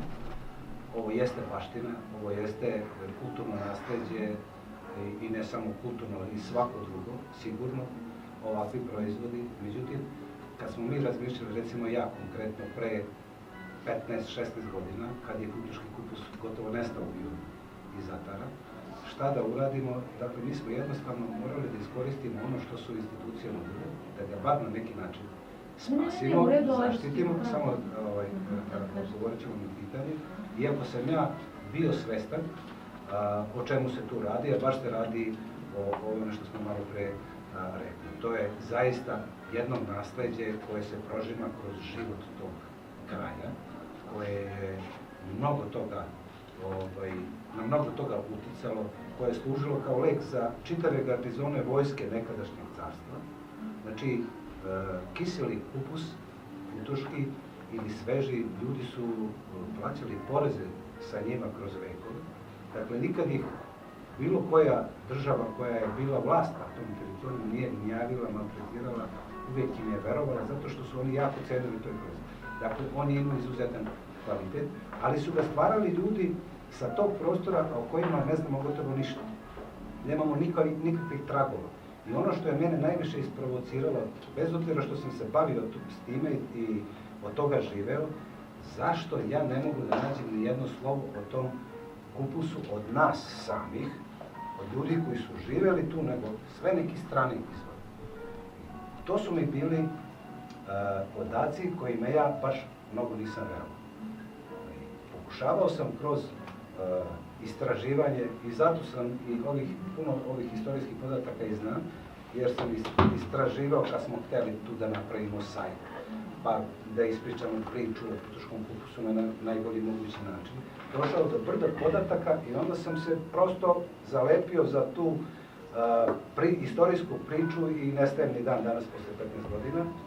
I to mi je jedna velika želja da zaista saznam zašto nema ni jednog podatka o Futogu koji je, ono što su sad neki stručnjaci iz Evropske unije utvrdili, star 2500 godina. Zašto niko zapisao nikad ništa nije? I onda sam odgovor na to pitanje dobio kroz saznanje da su neki ljudi 100 godina se trudili da sve tragovi imaš. A ja ću da vam kažem samo sledeći detalj, ako smema dalje, a bliže od Futoga. Nijedan podatak vezan za trpezu srpskih srednjovekovnih vladara, dinastije Nemanjića i tosnije Lazarevića i Hrebeljanovića Lazarevića, ne dolazi iz srpskih izvora. Sve su zapisali stranci. A znate zašto? Zato što su oni tako jeli, pa im je to bilo normalno, pa o tome nisu videli nije šta atraktivno. I danas, uglavnom u 90% slučajeva, o određenim percepcijama nas, naših prehrambenih navika, načina života i tako dalje, pišu stranci. Jer smo mi njima novi i interesantni. Nemojte to da vas plaši, a te priče o istorijskim brisanjima. Znate zašto imam zadršku? Zato što prosto znam da nemamo naviku kroz vreme da pišemo. Pazite, i drugi narodi su goreli, i kod drugih naroda su nestajali gradovi i biblioteke, ali to su prosto određeni obrasci iz kulturne istorije, da ne gnjavimo sad auditoriju time. Englezi, kada vam izvade iz 4. veka pre nove ere nečiji zubni karton, ja padnem u nesvest. Oni su narod koji ima tu vrstu prakse. Znači, mi smo narod koji nema tu vrstu prakse. Kažem vam, i radili smo istraživanja, mnogo nas među nama i dr. Stanoje Bojanin, koji je vrsan istoričar, medijevista i poznao s nekoliko mrtvih jezika. Ni slovo o hrani, osim u nomokanonu Svetog Save koji određuje određene, o načinu jedenja, kad je Srbija srednjeg veka na svom vrhuncu u pitanju isključivo od stranaca. Od Teodora Metohita, nama najpoznatijih ponavlja. Stevica, nešto još. Nešto što je vrlo važno, što bi želeo da dodam, pošto se vi, mladi ljudi, planirate baviti turizmom i gastronomskom ponudom Srbije, jesu procedure, pa da zaokružimo priču šta je sve neophodno da bi jedan proizvod imao geografsku oznaku porekla. Dakle, potrebno je da neki stručnjaci dođu na teren, da utvrde da taj proizvod ima taj potencijal, da ima karakteristike koje su neophodne, da se određene procedure i regulative moraju uskladiti ili imaju sve to u svom opisu što zadovoljava te procedure. Dakle, prvo se piše elaborat, to pišu stručnjaci, to pišu instituti ili neko ko se time bavi. Posle te elaboracije jednostavno se traži od instituta koji takvu oznaku proglašava, saglasnost, potpisi, overavanja i onda vi dobijate, ako se sve to uskladi, zaštićen proizvod na terenu. A posle toga, onaj glavni korak jeste, kad se ta oznaka proglasi, onda morate naći ljude, autentične ljude koji se time bave i koji su korisnici te oznake i kao korisnici oni moraju da vrše kontrolu ili sertifikaciju te proizvode tog proizvoda. I onda je proces zaokružen, onda imate zaštitu i imate zaštićen proizvod na tržištu uz kontrolu onih koji takve kontrole rade. To su sertifikacione kuće i određena tela iz zakonske regulative. Eto, da vas plastično poznam kako funkcioniše Možda je komplikovano i vele komplikovano. Ja se izvinjavam ispred vas. Izvinite. Da. Ja sam, evo samo ja sam, pošto je gospođa pričala o narativu kao nekoj glavnoj liniji generalno predstavljanje proizvoda, ovde konkretno sa geografskim poreklom, ja uvek se setim, ako bi trebalo da počnemo nekom anegdotom, ja se uvek setim jednog razgovora telefonom sa ovde prisutnim Stevicom, koji se dešava negde početkom jeseni kada on skuplja sirovinu za svoju proizvodnju. I onda ga mi pozovemo, pošto sarađujemo već godinama i gospoda ovde su i naše kolege, dragi prijatelji, saborci, mogu već da kažem, saborci. Imamo tu, dakle, zovemo Stevicu, treba da se dogovorimo o nekim prilično dosadnim logističkim stvarima i onda ga pitamo gde si, on kaže u bašti, na njivi.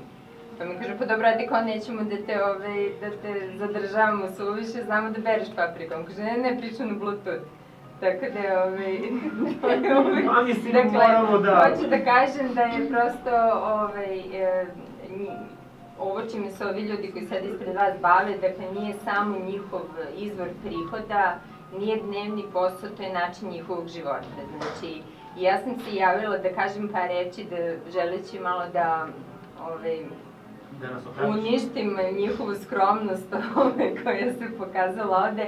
Mislim, ono što je bitno reći je da proizvodi koji ovi ljudi, između ostalih s kojima mi radimo, stvaraju, jednostavno nisu samo proizvodi, nisu generički stvari. Da bi nešto postalo proizvod sa oznakom geografskog porekla, bilo da je to ime porekla ili zaštićena geografska oznaka, to istinski mora da bude poseban proizvod. Dakle, mora da ispuni 3 uslova praktično, da postoje ljudi koji proizvodi, da ti ljudi imaju tačno određene znanje i veštine kojim to radi. Znači, samim tim se u nekom turističkom smislu, dakle, mi mapirajući jedan proizvod, istinski možemo da mapiramo i regiju. Sad, kulturološku sve, znači, to je mnogo nivoa, prosto to nije samo hrana. Ono što je bitno, onda s druge strane, bitno je reći da je oznaka geografskog porekla kolektivna oznaka, odnosno da su nosioci su najčešće udruženje proizvođača. Dakle, tu imamo i taj kolektivni moment, znači to su prosto ljudi koji su prepoznali da ono što je deo našeg, što je deo, ne znam, prehrambene prakse ili prehrambenih navika, istinski može da bude nešto posebno, jer to, kao što sam na početku rekla, jeste njihov način života, a ne samo privredna delatnost. Eto, toliko mene. Ja ću da predstavim gospođica Aleksandra Marković je ispred organizacije SIDEV i unazad skoro već 7, 8, možda i celih 10 godina Oni su, kako da kažem, produžena ruka švajcarske vlade koja nam pomaže pojedinačno ili sad zajedno kao savezu u promociji naših proizvoda i ovo je, čini mi se, sad neki treći ciklus tog projekta i završni je. I zaštiti drugih proizvoda. I zaštiti, da, drugih proizvoda inače etnolog po vokaciji. To je osnovna delatnost. Ima li kratkih pitanja, molim vas? Evo, gospođice. Ultra kratko. Potrudit ću se. Osvrnula bih se na zakonsku regulativu koja, nažalost, uključuje vrlo često sporove. Pa recimo imamo sad, pošto se u procesu zaštite nije samo hrana, nego i puno toga još. Konkretan primer tih sporova jeste spor oko lipicanera između Slovenije i Austrije. Što se tiče hrane, mi smo se sporili sa Češkom oko šljivovice, takođe oko ajvara, nama jedna od baš poslastica, krajnje slavskih. Makedonci i Slovenci, naišla sam na podatak, pre 3 godine je bio veliki spor. Moje pitanje je koliko je taj spor značajan za preduzetnika koji hoće da pokrene proces zaštite svog proizvoda ili proizvoda u kome je on velika ličnost i koliko je to samo pokazatelj da zakonodavstvo, konkretno u našoj zemlji, nije dostiglo taj stepen borbenosti. Ovako.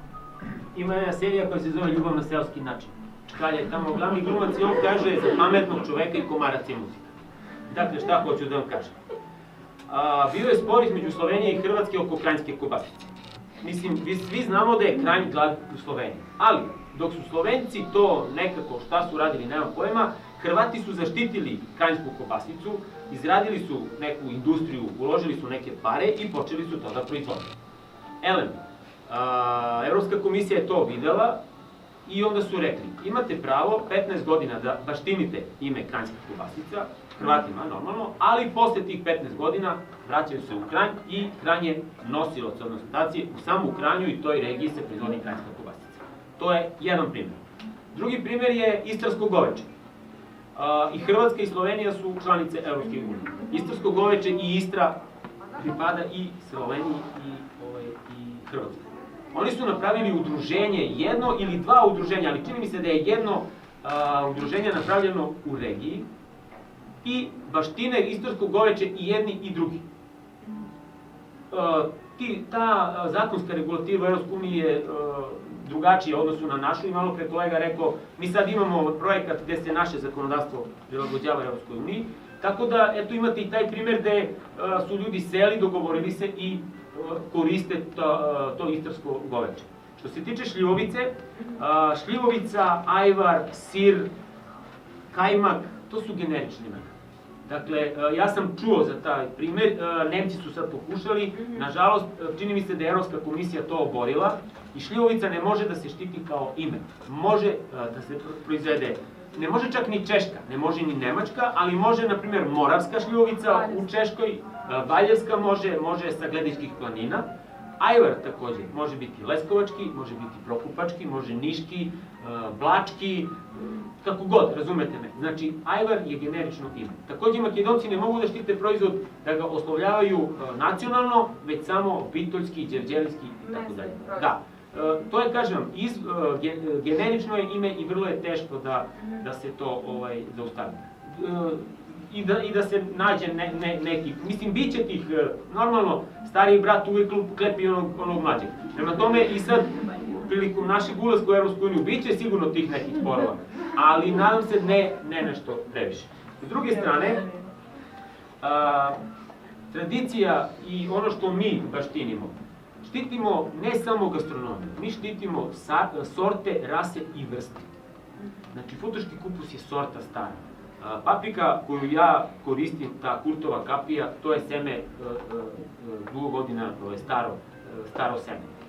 Ja sad ne znam, taj pirotski kačkavalj koji smo mi spomenuli, tamo je vrlo bitno da se to mleko koristi od pirotskih ovaca, a ne od Suffolka, ne od, ne znam, Ile de France i tako dalje. Znači, to je nešto i taj proizvod mora da ima karakteristike tog podelja. Taj sir ne bi bio takav da to goveče ili ta ovca nije paslo tu travu.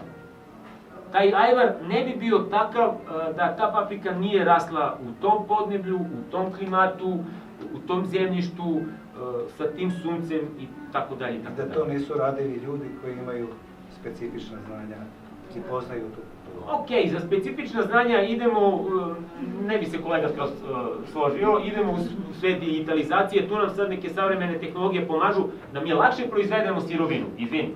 Ali način na koji ćemo i dalje da proizvodimo seme i da čuvamo to seme, to ostaje za nadalje. I jedan kuriozitet, jednu kratku priču, da je 2015. godine je bio Expo svetski sajam u Milanu i jedini proizvodi sa Balkana koji su bili tamo prisutni je bio ajvar i moja malenkost i iz Futoga je bila Gorana Kuoča, eto, ali srećom imali smo u Briselu devojčicu Kseniju Simović koja nam je tamo napravila put i mi smo otišli u Milano. A bio je događaj baš vezan za proizvode sa geografskim poreklom. Elem, mi to zovemo kod nas krvajčići, ili to su mali hlebčići, evo veličine miša, možda malo veći. Bili su ljudi iz Irske, pazite priču. Dakle, ja sad ne znam, vi ćete mi pomoći. Jezuiti jure protestante, oni iz Francuski beže tamo u Englesku ili u Irsku, oni se tamo naseljavaju u neki manastir, prenesu ta znanja, da proizvode te male hlebove, kratim, da te male hlebove naprave i to oni onako proizvode na lokalu. Međutim, u tom mestu se pojavi novinar New York Timesa.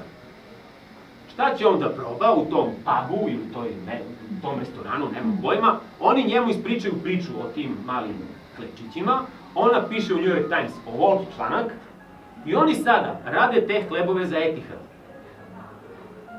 Da, to je proizvod sa geografskim poreklom i oni taj hleb, te male hlebčiće proizvode za Etihad. Znači, celo to jedno selo, cela ta jedna regija radi za Etihad.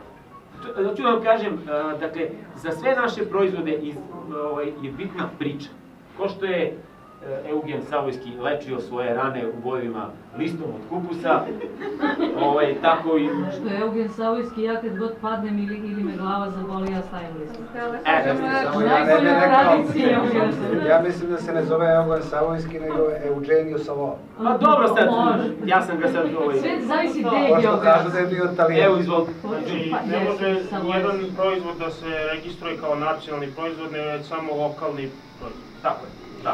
Bar ti proizvodi sa geografskim poreklom, da, uglavnom se vezuju za jedan lokalitet. Evo, ja moram polako prekidati. Da. Evo, izvolite. Samo kratko, to jesu lokalni proizvodi. Da. Pre svega imaju kapacitet nacionalnih proizvoda. Da, kažu, evo, povodom šljivovica, pošto je srpska šljivovica, češka šljivovica, verovatno ne može tako, nego da bude... Šljivovica je generičan naziv za šljivovicu, rakiju od šljiva. Tako. Ali da bi se pomirile te, pošto je gospođica pomenula te začkoljice ili te sudske, da kažem, rasprave ili dokazivanje šta je čije, onda su izbacili to nacionalno ime i onda su to spustili na lokal da bi lakše dokazali ko je zaista kao autentičan. Čuveni spor je između, za ovaj sir grčki, feta. I Grci su dokazali da je to njihov autentičan proizvod i više niko nema pravo da pod tim imenom proizvodi taj sir. I postoje međunarodni sporazumi, Lisabonski sporazum, recimo, koji u tom dokazivanju i toj arbitraži je,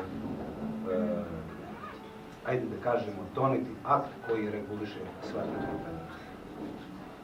Toliko. A sa nama su Maja, Jovana i Ana, molim vam da ovim devojkama često dobre ideje padaju na pamet i svoje ideje će podeliti sa nama o razvoju svog proizvoda, odnosno svoje ture i svojih tura koje rade. Food and Culture Beograd je nešto što postaje uz one davne, stare Belgrade Walking ture, sigurno simbol ovog grada. Majne dame, izvolite. Hvala Željko. Evo, sad ćemo da kažem. Prethodnu prezentaciju, posle godinama sam kiseli kuku sekla jer sam bila prehlađena prošle nedelje, tako da ću ovim prstom da pustim prezentaciju i da započnem priču o Food and Culture, koji je food and culture ili šta je food and culture. Mi volimo da kažemo da su food and culture zapravo ljudi, ti mladih ljudi koji se bavi gastrokulturnim turizmom kod nas. Ono što mi nudimo jesu gastrokulturne ture koje zapravo su interaktivne i pokušavaju da zapravo kroz susret naših ljudi i stranaca koji dolaze u posetu i kroz probanje određene hrane i pića karakteristične za naše područje, da im predstave našu kulturu, tradiciju, običaj, način života, mentalitet i da jednostavno oni imaju priliku da nešto nauče od nas, ali i da podele opet nešto svoje. Tako da često ono što se dešava, mi isto naravno kao i svi ovdje volimo našu zemlju i volimo da delimo ono što imamo sa njima, ali takođe volimo da naučimo od njih i da oni donesu opet i u Srbiju nešto svoje što je za njih karakteristično. Ovde možete vidjeti 3 osnivača, 2 su pred vama, Ana i ja.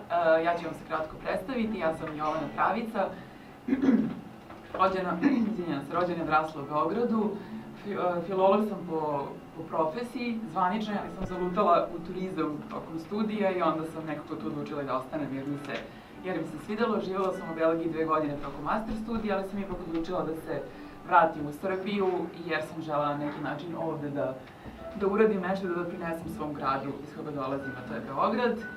Ana me je zvala iz Nemačke sa svojih studija da me pita da li želi da počnem ovaj posao, na što sam ja odgovorila da i posle, to je bilo 2015. i evo i dalje se bavimo time i dalje smo u tom poslu, tako da ću upustiti reč Ani da se i ona predstavi. Ja sam Ana Novaković, moja bachelor diploma je analitičar životne sredine i već tada sam zalutala u turizam i kada sam odradila 500 tura, mogla sam baklju da predam Željku, Beograd je bio bezbedan, mogla sam da odem na studiju održivog turizma u Nemačku, gde se i rodila ideja, ali to ću vam objasniti kasnije. I ovo je naš treći osnivač Đole koji je bio s nama 2,5 godine i onda je odlučio da želi da se bavi grafičkim dizajnom samo, ali on je odgovoran za ceo dizajn i sajta i naših propratnih materijala, tako da kroz to je nekako shvatio da želi samo time da se bavi, tako da hvala mu i uvijek ga spominjemo i on je nekako uvijek prisutan u svemu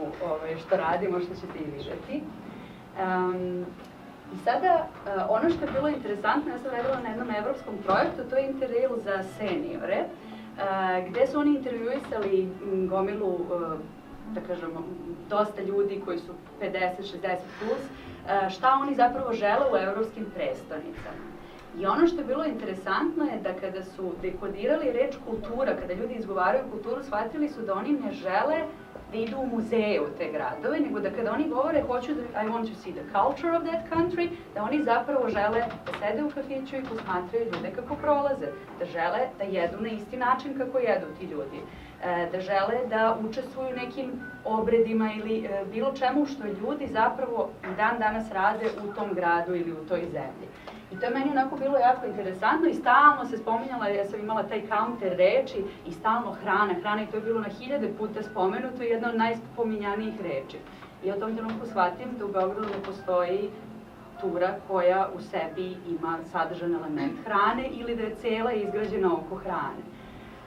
I dobijem upalu sinusa, jako dobra stvar, 4 meseca u krevetu, krenem na neki online kurs preduzetništva i oni na prvom predavanju kažu morate da imate proizvod. Znači sad smislite šta ćete da radite. I ja, pošto sam izvozala 500 tura, kažem ajde neka tura neka bude, ajde iz ovog istraživanja vidim da je to ta hrana, pa i neki ti običaji da sve to. I ja za mesec dana shvatim da imam skoro izgrađen proizvod.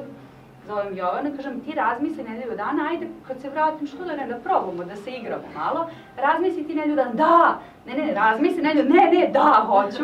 I mi krenemo i sad kako u verziji nakon studiranja u Belgiji i Nemačkoj izgleda, igramo se 6 meseci priprema i naučnog istraživanja i učemo i Đoletu sve to, tako da smo mi 6 meseci radili skoro puno radno vreme svo troje da bismo došli do prve ture. To su bila razne istraživanja. Tako da možemo dalje.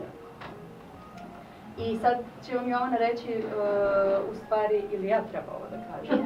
Ja trebam ovo da kažem, ali koristili smo i te neke zvanične podatke. Jedan deo istraživanja je bio zvanični podaci i svetske turističke organizacije, naše turističke organizacije, na primjer statistike iz kojih zemalja ljudi dolaze, koliko se zadržavaju, koji su, da je, znači, da je ta gastronomija neki strateški element koji,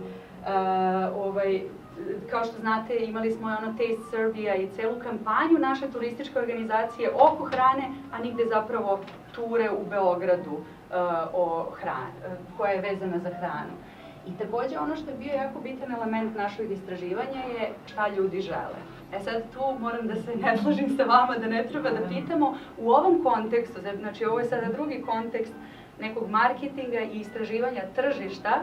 Naravno nismo ih pitali da li hoćete pekinšku patku ili gledali, prosto da, naravno u okviru srpske hrane, ali smo istraživali na internetu, čitali komentare koje ljudi ostavljaju kada dolaze na ture u Srbiji.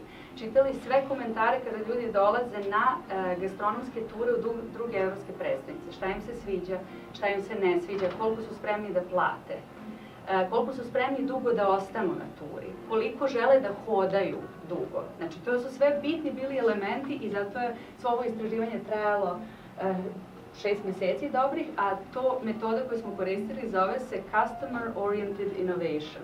Znači, mi pratimo šta žele u stvari naši neki gosti, neka ciljna grupa i onda pravimo proizvod prema tome. Odnosno, sklapamo elemente koje već imamo. Ne možemo Disneyland da pravimo, nego imamo prosto taj Beograd, imamo tu hranu koja je tu, imamo te divne ljude i vodiče i priče i onda kako ćemo sve taj puzzle da spojimo, zapravo spajamo ga na osnovu informacija koje dobijamo od gostiju i hvala Bogu na internetu dosta toga jeste besplatno i dostupno.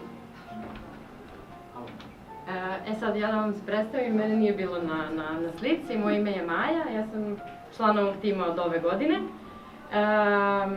Po struci sam, recimo da kažem, inženjer poljoprivrede. Isto sam zalutala u turizam. Nisam išla na studije u inostranstvo, znači tu sam u Srbiji i ostaću tu zato što volim Srbiju. Takođe bavim se, radim i kao Jugotur vodič, tako da u turizmu jako sam dugo, više od 5 godina, a ovo što mi radimo, jeste kao proizvod Anine u Palesinu sa Mitravicinom ta, jesu upravo ove ture, 3 ture koje mi nudimo gostima koji dolaze u Beograd. To su Serbia on a Toothpick Tour, Serbia on Your Plate Tour i Serbia on a Bigger Plate Tour. Ove 3 ture se nadovezuju jedna na drugu, kako vremenski, tako cenovno, a tako i sa količinom hrane i pića, naravno uključujući naše vodiče koji njima pričaju neverovatne priče, koje nama možda ne zvuče toliko interesantno i koje su nama svakodnevica, ali gostima su itekako egzotične. Znači, jednostavno povezuju se različiti kulturološki uticaj vezano za hranu, za običaje i naravno za sadašnji život. Uz to se šeta kroz grad. Svaki gost kod nas dobije ovako jednu knjižicu, to je memory booklet mi zovemo, gde ima, to je kao neki mali priručnik, gde ima objašnjeno kako se pije kafa, na primer. Imamo domaću kafu koju gosti dođu ovde, popiju je, pa onda izvrnu šoljicu na tacnu, pa onda vodič im pročita sudbinu iz te šoljice. To je nama možda ovako, nije toliko interesantno, ali i gostima svakako jeste, da se gledamo u oči dok se kucamo sa čašicom rakije, da naučimo da nauče da igraju kolo, par koraka. Takođe, uče da pišu svoje ime na azbuci, kako se kaže, ćirilici, da, ali takođe uče kako da se cenkaju na pijaci, ali pored toga dobijaju i čas istorije, ako mogu tako da kažem, kroz vremenski, istorijski timeline koji smo specijalno dizajnirali za ove ture. Na ovim turama obilazimo više lokala, više lokaliteta imamo, znači bukvalno kao da su, krećemo znači, od znaka pitanja koji onako imamo neke tradicionalne prikaze svega, teatroteke, restorana kod muzeja Dositeja i Vuka, Skadarliju, ali takođe i neke malo modernije lokale koje obilazimo, koji u sebi u stvari nose nešto tradicionalno, kao što su knedle sa šljivama, sladoled recimo od maline iz Arilja, i neki domaći proizvodi životinjski, isto od recimo čvarci od mangulice i Nadovezat ću se dalje ja.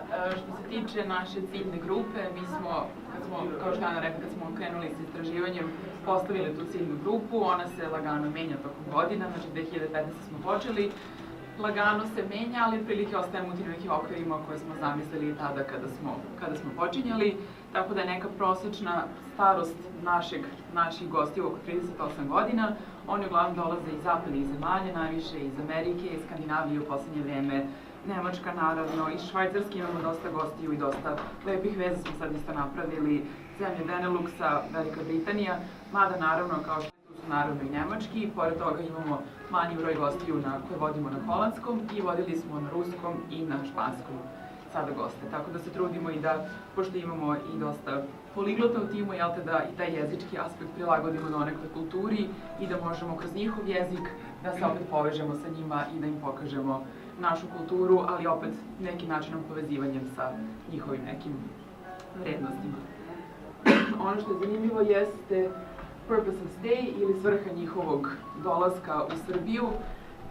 Po našim statistikama ovogodišnja kaže da 46% od ukupnog broja tura su došli zbog posla, a 54% zbog opuštanja ili leisure na engleskom, što je drastična razlika odnosno na prošlu godinu kada je samo 15% naših tura bilo zbog posla. Tako da vidimo tu vidnu razliku to nekog cilja zbog koga ljudi dolaze ovde. Tako da je to zanimljivo što se promenilo.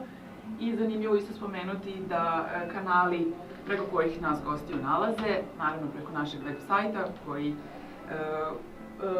koji niste videli, TripAdvisor, koji je nekako se pokazao u poslednje vreme kao jedan vrlo relevantan izvor, odnosno kao vrlo relevantan kanal preko kojeg ljudi mogu da nađu, jer današnji turisti će donekle više da veruju drugim turistima i drugim putnicima koji su proživali ta iskustva, nego kompaniji koja pokušava da ih ubedi da dođe kod mene i uzme moju turu. Tako da TripAdvisor vrlo cenimo i naši gosti jednostavno sretni su zbog toga što oni vrlo često ostave komentar i istaknuto iskustvo koje su imali sa nama. Tu su naravno i društvene mreže, naša partnerstva koje je Maja predstavila i naša saradnja koju imamo sa određenim hotelima i kompanijama koje ćemo vam uskoro predstaviti i naravno koje smo imali određene preporuke, blogove, ljudi koji su pisali o nama na različitim kanalima. Što se tiče opet nekih statistika, ovde vidite cifre za prošlu godinu i za ovu. Što se tiče samih tura, 137 prošle, 167 ove, tako da porast tura nam nije bio veliki, ali se vidi ipak znatan porast broja gostiju. Šta to govori? Govori da smo ove godine zapravo imali više većih grupa. Ideja naših tura jeste da su one male i da su vrlo intimne, tako da naše glavni proizvodi su zapravo ture koje su krojene od 1 do 6 osoba. Sve što je više od 6 osoba imamo novog vodiča. Znači na 6 osoba ide jedan vodič, sve što je više od toga, naravni 6 novi i tako dalje. Tako da i kad imamo velike grupe koje smo ove godine imali dosta, onda se trudimo da rasporedimo, da imamo više vodiča i da jednostavno stvorimo to neko intimno iskustvo i taj prostor za interakciju i priču, da oni mogu jednostavno da se opuste. Znamo i svi kako se lepo uživa u hrani, kako se najviše opusti i sazna i može da se stvori ta lepa interakcija kada su ljudi u miru, kada ne moraju da razmišljaju o vremenu, da li ćemo stići, nego jednostavno da im pružimo to. Ok, polako, sve ćemo da stignemo, ideja je da se tu nešto podelimo. Ono što je zanimljivo, što se tiče te neke početne investicije, nas troje kad smo krenuli smo uložili 1000 evra zajedno i to se povratilo posle prva 3 meseca, što je nas vrlo obradovalo i onda nas je nekako ohrabrilo da nastavimo to dalje, s obzirom da smo sami mi kroz proces stvaranja ove firme dosta i učili o biznisu, jer dolazimo iz različitih polja, tako da je onda nekako to bilo lepo da smo zapravo videli odmah u startu da to ima smisla, da se ljudima dopada i da je to nešto što ljudi žele i traže. Što se tiče nekih naših daljih ciljeva za 2019. Naravno želimo da dođe još više ljudi, da još više ljudi proba našu turu, da se upoznaju sa nama. Imamo novu strategiju za prodaju koju ćemo da primenjujemo sledeće godine. Tu je i koleginica Elisaveta koja će se time baviti. Dobrodošla tim. I ono što je nešto lepo, pored ove 3 naše ture koje su 3 bebe naše koje su počele, to su tinejdžeri su već sada, imamo jednu novu bebu koja je zapravo street food tura koja će biti malo drugačija od ove prve 3 koje je Maja spomenula, jer su ove prve 3 ipak gastrokulturološke i dosta se baziraju i na istoriji i na običajima i na mentalitetu i načinu života. Street food tura je baš, da kažemo, onako neka, ajde da kažem, ulična mesta, neka brza hrana, neki taj žargon, jednostavno taj neki život koji je brz i koji je vezan konkretno za Beograd. Pljeka, jeste, da, šatrovački, krajevi beogradski, vinjak, jednostavno tako neke priče za možda mlađu populaciju, pošto vidjeli ste da naša populacija muze, konza, šatrovački, sve je to u tome upakovano, tako da generalno probu sledeći ponedeljak, pa će to biti lansirano uskoro, vidjet ćete i to. I što se tiče naše saradnje sa kompanijama, to ću vam Ana dalje reći. Interesantno je da je ovo jedna agencija sa Floride koja je inače radila prvo ture samo za Kubu, pa onda i za Latinsku Ameriku i njihovi gosti su im tražili u Istočnu Evropu. Znači da im je to zanimljivo i da oni hoće preko njih da putuju, oni sada kreću da rade jugoistočnu Evropu, izabrali su nas za partnera i da malo i to proširimo da bude van Beograda, tako da to je jedna lepa saradnja koja počinje ove godine. Ovo drugo je naš najveći fail ili kako se u današnje vreme kaže fuck up, nešto što smo napravili veliku poslovnu grešku i volimo prosto o tome i da govorimo, da ne bude sve super, jeste sve super i lepo i učimo, ali imali smo jedno partnerstvo sa kompanijom iz Grčke gde su oni hteli da naprave našu franšizu. Platili su nam za to da im mi damo informacije naše i statistike, kao što vidite mi vodimo računa o svemu tome, da sa njima prođemo kroz ceo proces stvaranja proizvoda.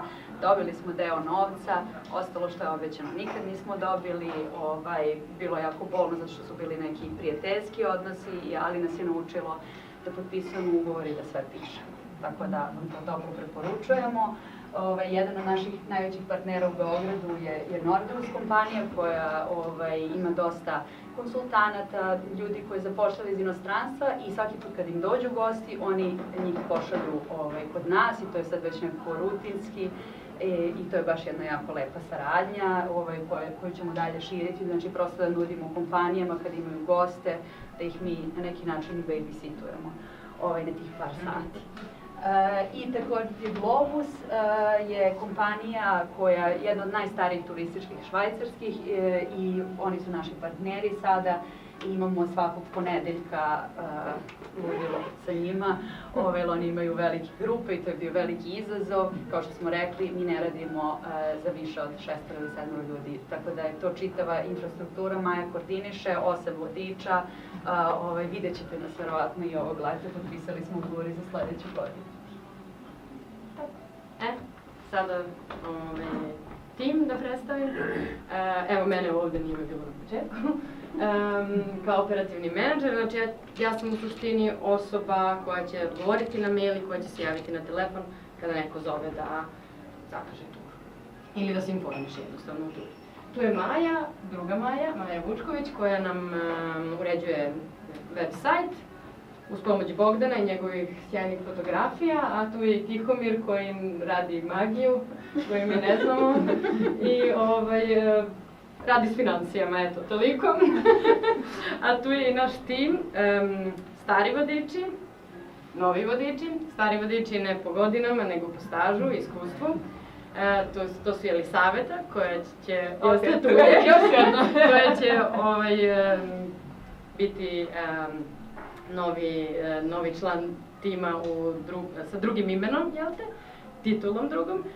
Marko i Anđa i takođe novi vodiči koje smo ove godine izabrali. I da, Jovana može reći nešto o intervju, možda za vodiče.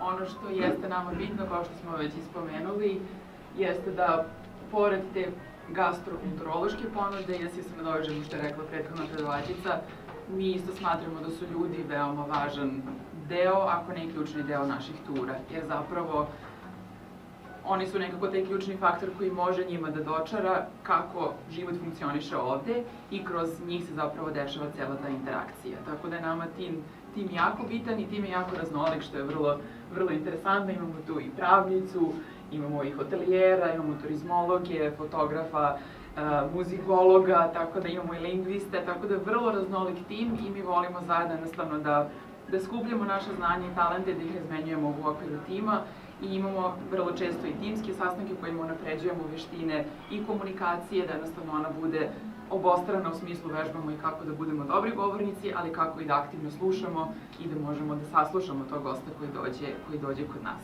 Tako da su nam ljudi najvažniji i vrlo su recimo zanimljivi intervjui kada biramo naše vodiče. Vrlo često im damo zadatak da oni donesu svoju omiljenu hranu ili da je spreme ili da je donesu već gotovu na sam intervju i da je predstave nama kao što bi je predstavili strancima. Da nas nahrani. Da nas nahrani. Na klopu, tako da. Da. Tako da to je recimo nešto što je lepo i nešto što je i najveća radost našeg posla zapravo raditi u ovakvom timu. To bi bilo to.